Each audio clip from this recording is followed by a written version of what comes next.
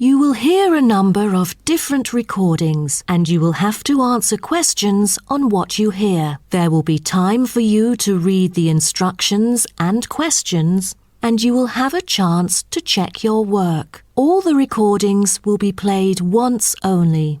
The test is in 4 sections. At the end of the test, you will be given 10 minutes to transfer your answers to an answer sheet. Now turn to Section 1. Section 1. You will hear a woman telephoning a car rental company to ask about car renting services. First, you have some time to look at questions 1 to 5.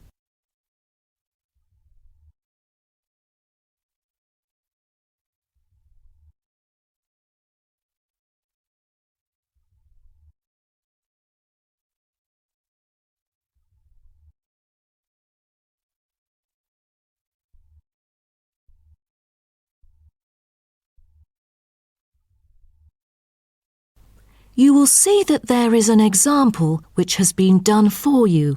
On this occasion only, the conversation relating to this will be played first. Hello, First Choice Car Rental. How may I help you? Oh, good morning. I'm calling for some information about your car renting services. I'm an American and I will be going on a family holiday to your city from Ohio next month. The woman says that she is an American, so American has been written in the space. Now we shall begin. You should answer the questions as you listen, because you will not hear the recording a second time. Listen carefully and answer questions 1 to 5. Hello, First Choice Car Rental. How may I help you? Oh, good morning. I'm calling for some information about your car renting services. I'm an American and I will be going on a family holiday to your city from Ohio next month. Okay, no problem. It's our pleasure to serve you. Could you please tell me your name and contact information first? I'm Caroline. That's Caroline.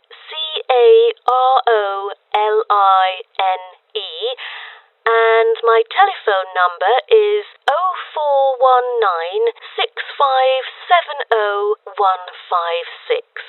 0419-6570156. Okay, I've got that. And how can I send you our quotation? If you are satisfied with our arrangement, is email all right, or should I send it by post? The latter, please.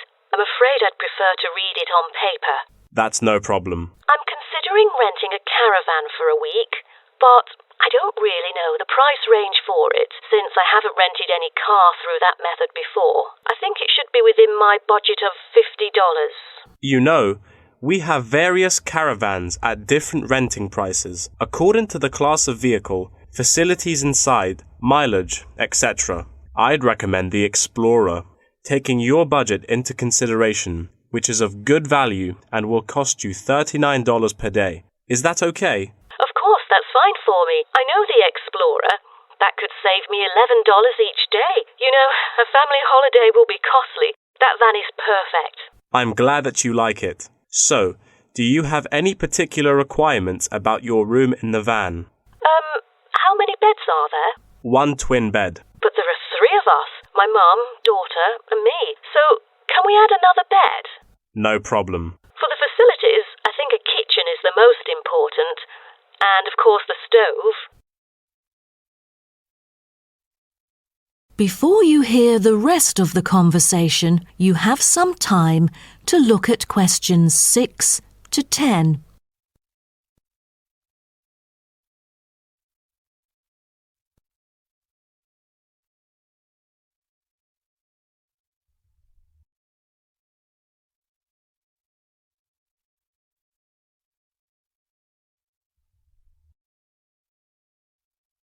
Now listen and answer questions 6 to 10.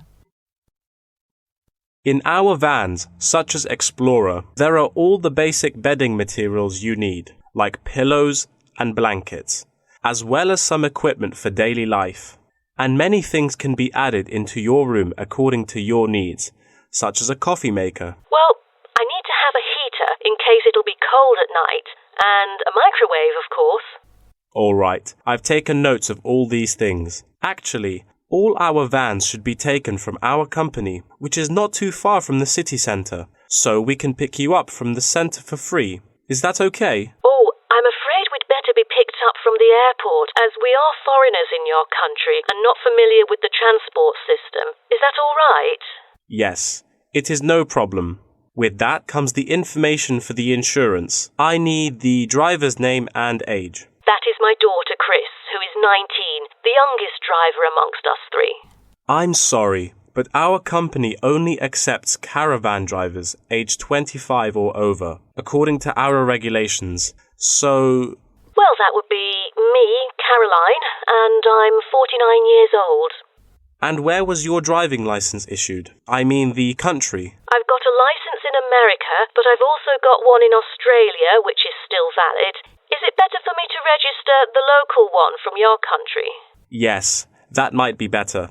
So your registration number is... That is the end of section 1. You now have half a minute to check your answers.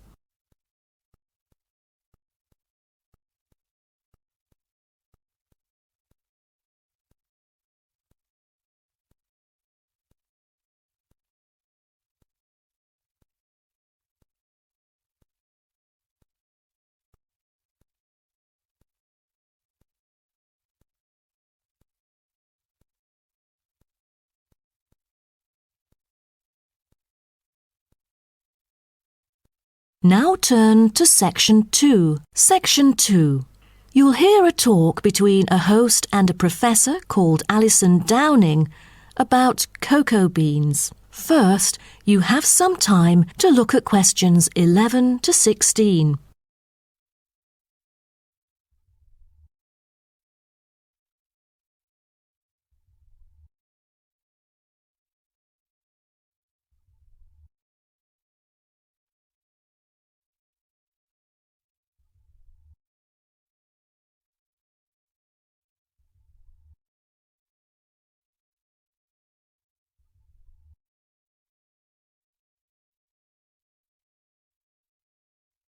Now listen carefully and answer questions 11 to 16.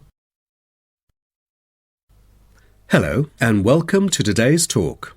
Here with me is the famous botanist, Professor Alison Downing. So, Alison, tell us something about cocoa beans. Cocoa beans, also called cacao beans, are the primary constituent in making chocolate, grown in tropical areas in South and Central America, West Africa and Asia. The cocoa tree is often raised on small family-owned farms. When the harvested pods are opened to expose the beans, the pulp and cocoa seeds are removed and the rind is discarded.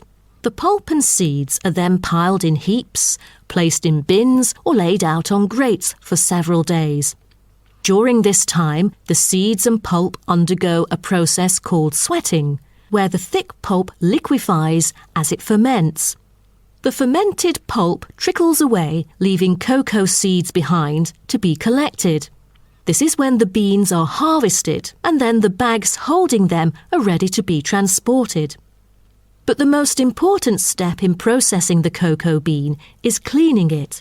Once the beans are unloaded from the railroad cars, the packages are opened and then weighed by machines.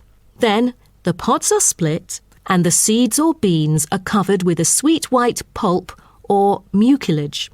On arrival at the factory, the cocoa beans are sorted and put in a hopper to be cleaned more rigorously. The wet beans are then transported to a facility so they can be fermented and dried. They are fermented for 4 to 7 days and must be mixed every 2 days. They are dried for 5 to 14 days, depending on the climate conditions.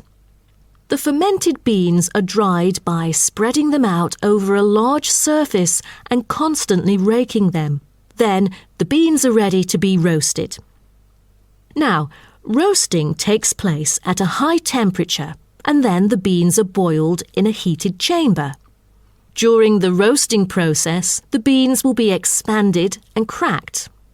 But prior to this, the beans are trodden and shuffled about using bare human feet. During this process, red clay mixed with water is sprinkled over the beans to obtain a finer colour, polish and protection against moulds during shipment to factories in the United States, the Netherlands, the United Kingdom and other countries. Now, back to what I was saying.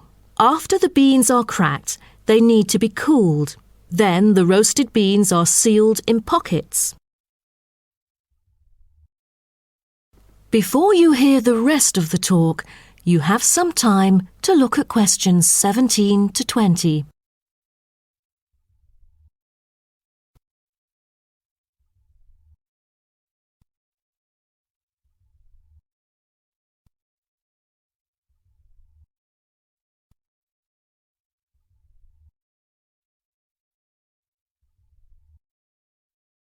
Now listen and answer questions 17 to 20.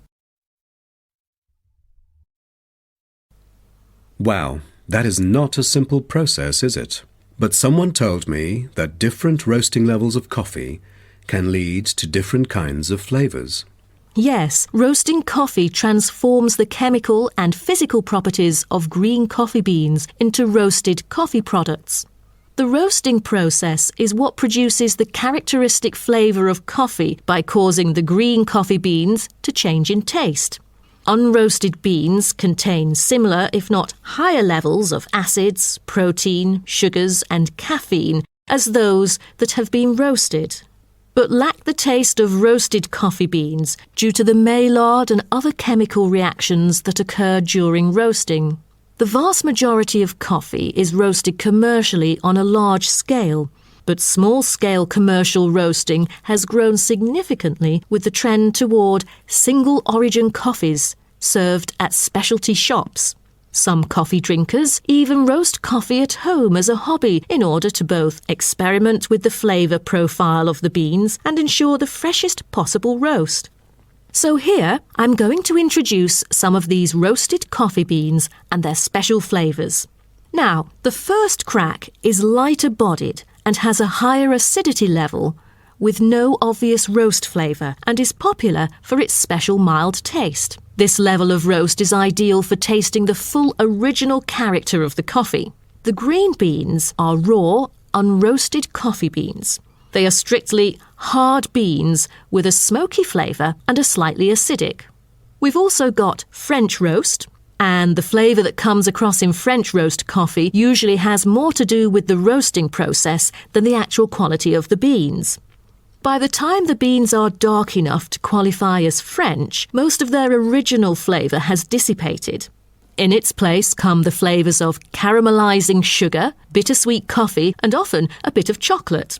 And finally, espresso smoky. That is, coffee brewed by forcing a small amount of nearly boiling water under pressure through finely ground coffee beans. Espresso is generally thicker than coffee brewed through other methods, has a higher concentration of suspended and dissolved solids, and has creamer on top. As a result of the pressurised brewing process, the flavours and chemicals in a typical cup of espresso are very concentrated. Espresso is also the base for other drinks, such as cafe latte, cappuccino, cafe macchiato, cafe mocha, flat white or cafe americano. That is the end of section 2. You now have half a minute to check your answers.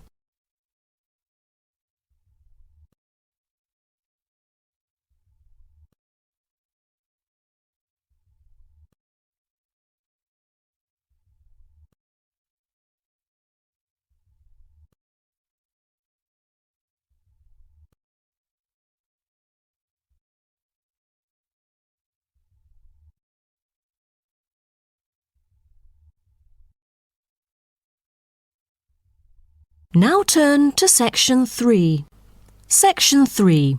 You will hear two students talking about the moa with the lecturer. First, you have some time to look at questions 21 to 26.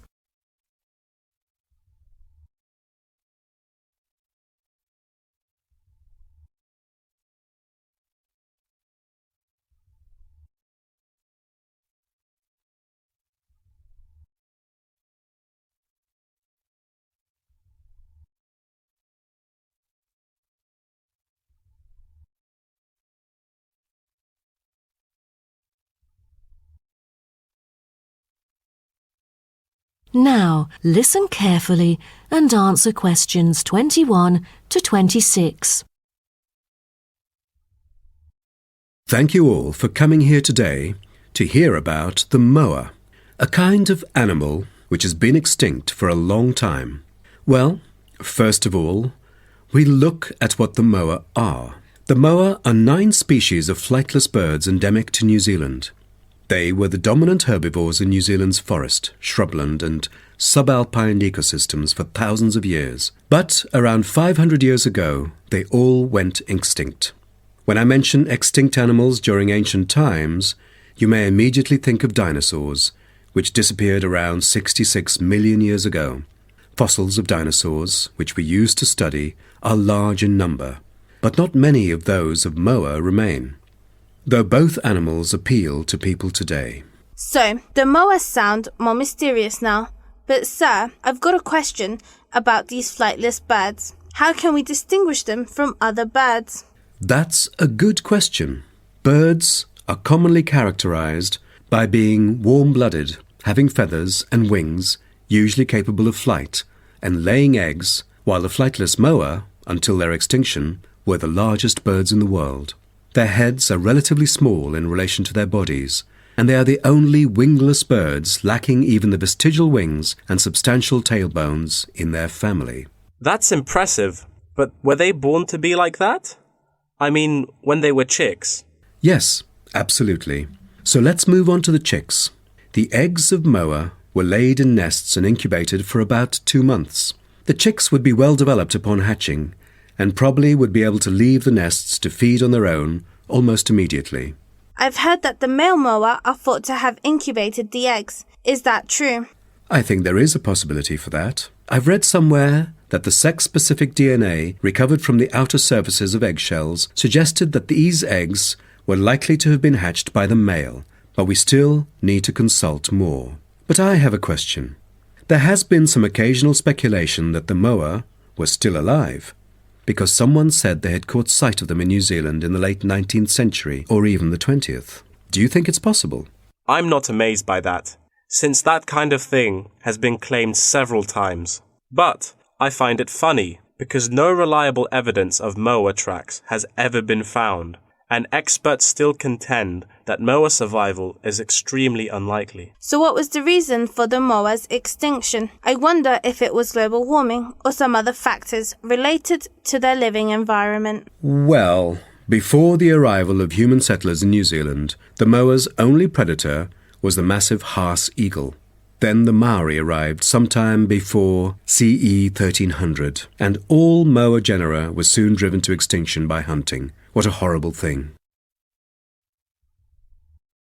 Before you hear the rest of the talk, you have some time to look at questions 27 to 30.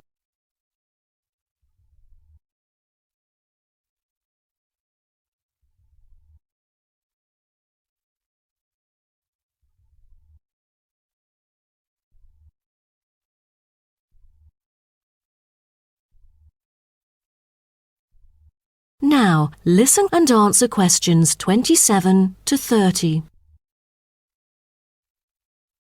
All right. Now let's look at the features of some species of moa. The South Island giant moa may have been the tallest birds ever known, and the second tallest of the 9 moa species is the North Island giant moa, with the females being markedly larger than males, both in weight and height. And I've heard that the smallest of the moa birds are the coastal moa. Is that right?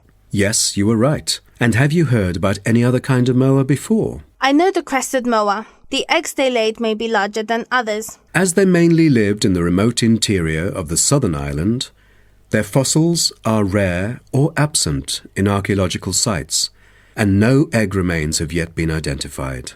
Are there any species of moa that have got more fossils? Yes, of course. A considerable amount of remains of the stout-legged moa exist, due to the well-preserved properties of their habitat. Their skulls reveal relatively bad vision, a good sense of smell, and a very short bill. Then there is the eastern moa. They were remarkable in having very long and narrow windpipes, which probably enabled them to make louder, more resonant calls than those of other moa, and had the greatest vocal abilities, so they could communicate when they could not see each other in the forest or at night. They used a range of senses, apart from sound, in their search for food, such as their sense of smell and vision. That is the end of section 3. You now have half a minute to check your answers.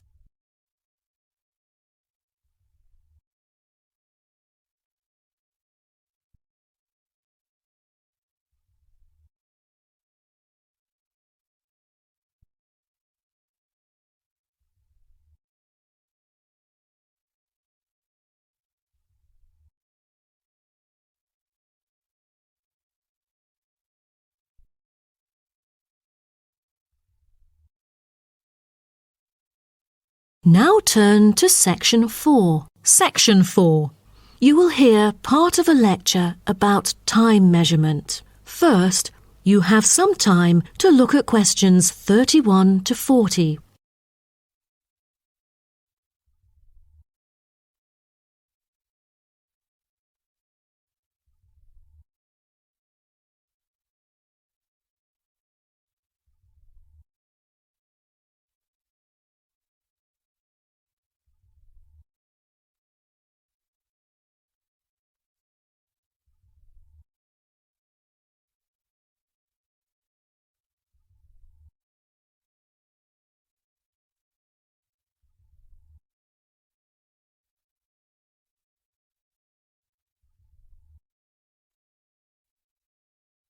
Now, listen carefully and answer questions 31 to 40.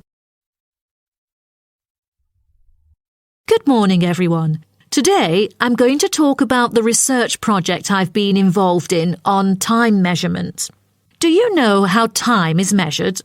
Consider how we measure length and how, with time, we encounter a difficulty. Before we could grasp it, it would slip through our fingers. In fact, as we can see, we are forced to have the resource to measure something else, the movement of something in space or a set of movements in space. All the methods that have been employed so far really measure time by a motion in space. The measurement of time is no easy matter, a scientific unit only arrived at after much thought and reflection. As the most primitive form of measurement, the sun seems to be natural.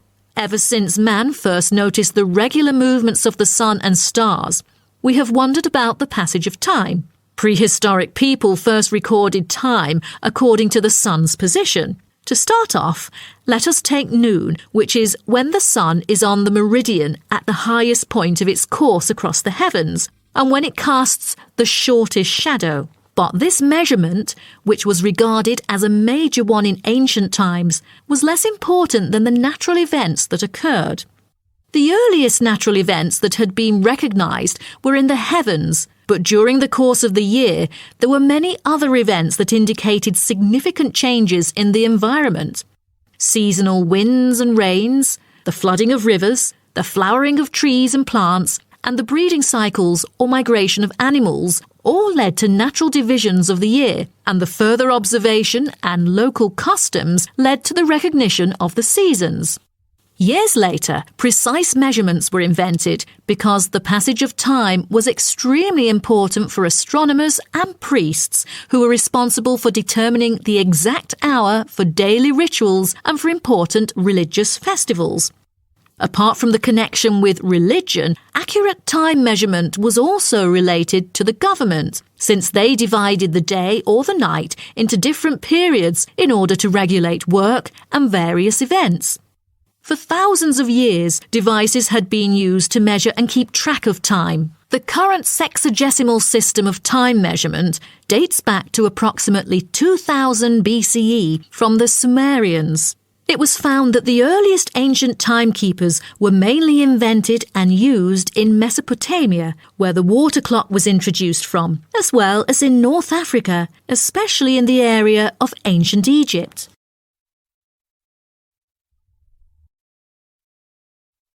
So, now I'd like to introduce you to some of the most well-known ancient timekeepers, as well as the disadvantages of them, for which they were replaced by various new forms of clocks that were used afterwards.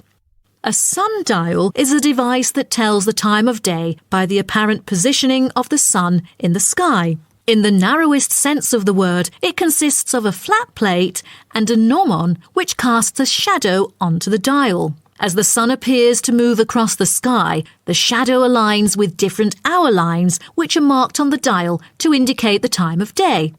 However, it was quickly noted that the length of the day varied at different times of the year. Therefore, there could have been a difference between clock time and sundial time. In addition, the sundial was of no use at night, so a water clock was invented. The water clock, or clepsydra, appeared to have been invented around 1500 BCE and was a device which relied on the steady flow of water from or into a container. Measurements could be marked on the container or on a receptacle for the water. It was reliable, but the water flow still depended on the variation of pressure and temperature from the top of water in the container. As the technology of glass blowing developed, from some time in the 14th century, it became possible to make sand glasses.